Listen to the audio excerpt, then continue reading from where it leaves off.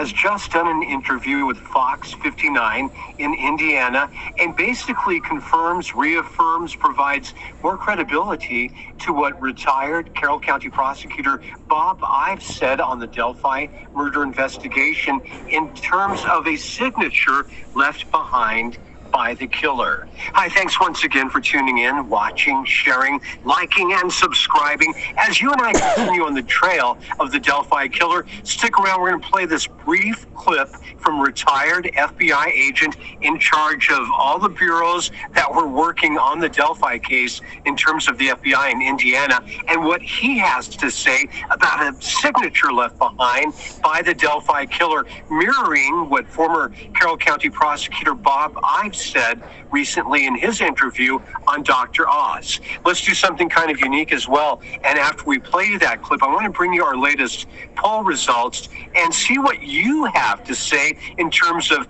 tangibles on the Delphi double homicide investigation and the bridge guy. I think it's very, very valuable and important. That's next. Right now, retired FBI agent Jay Abbott on the Delphi killer's signature. Sometimes I feel more things than I can really articulate. The exasperation and frustration is always there. And the times that Doug Carter and his wife and my wife occasionally get together for dinner, it's at some point in our conversation, the topic comes up. He said, I know it's still very close to Doug's thoughts, and it continues to be in mine. And it's something that we spoke about an awful lot as we just, when is something going to happen? And again, the numerous things that we had at our disposal and all the information and evidence that existed, it just boggles the mind. I am certain, and I know Doug feels the same way, there's someone out there who knows something, who knows the person, who knows something about the murder. Here it comes. That person, he or she, is either afraid to come forward because they're fearful, or maybe they even feel themselves being complicit in some way. And to that person, I would tell them, we'll protect you. You'll be safe. That's what Nicholas McLeland is doing an incredible service to the families and the community by bringing closure to them. And because I feel so strongly about many of the many of the crime scene things of which we won't speak about that point to more of a signature that the killer left behind, we feel very confident that person comes forward. That's the thing that will help us tie it together. And that person who is out there and hopefully would be viewing something like this would hopefully build that courage and know that what they were doing really would have a deep meaning.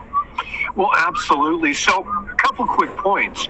We have been in communication with Prosecutor Nicholas McLeland's office in Delphi, head district attorney for Carroll County. He's assisted by the former mayor, Shane Evans. His chief investigator is the former Delphi chief of police, what a trinity, Mullen, who's a polygraph examiner expert as well. So you've got these three powerhouses now working in the DA's office. We have practically begged District Attorney Prosecutor Nicholas McLeland through email, trying to cajole him into an interview, to please hold a news conference where they can dangle some carrot to whoever recognizes or has recognized likely already the bridge guy, the guy on the bridge who may feel complicit to an extent and wants that reassurance Jay Abbott, now retired, just offered in the form of protection. And I can tell you, anybody that feels complicit in the crime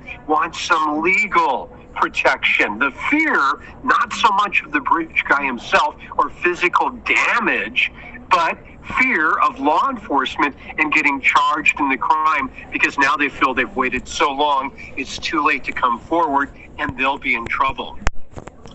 Note that he also reaffirms and offers credibility to retired prosecutor Bob Ives' statement regarding a unique signature, or in Ives' case, signatures left behind by the Delphi killer. Isn't it interesting and unique that both of the retired law enforcement people that have worked extensively on the case, that have had access to the crime scene and crime scene photographs, both reference a signature, but they're also both retired. Nobody in an official capacity has commented on a signature or really anything really very specific to do with the crime scene.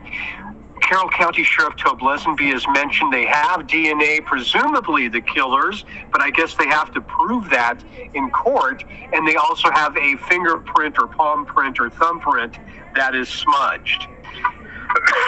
Excuse me. Now, some polls may be dumb, some may be very helpful and useful. We try to go for the latter, and we introduce the notion of polling into the Delphi investigation. Why? Because 1,000 sets of eyes on the bridge guy video for 4 years and 1,000 sets of ears listening to the same audio clip, I think provide your input is valuable. I care about your input. I know the left seems to have a dim view of people, that they're racist, that they're hateful, they're prejudiced, they're dumb, they're lazy. I feel the opposite. I think most people, to paraphrase Anne Frank, are good, and that most people are intelligent and perceptive, and they know a smoking gun when they smell one. Now, our recent poll asking over 1,000 of you that participated in it replied, asking you if the bridge guy, simply put, is he under 40 or over 40 years old? That's kind of a critical question, since we have the red herring of the second sketch released by Indiana State Police at the now famous press conference on April 22nd, 2019, held, I believe, at the courthouse in Delphi in Carroll County, Indiana, where the second sketch trumps, if you'll forgive the intended pun, the first sketch replaces the first sketch, and it looks completely different. Essentially, the two sketches have not only been something of a red herring, but they are the sole proprietary reason that people have hung on to. There being two suspects.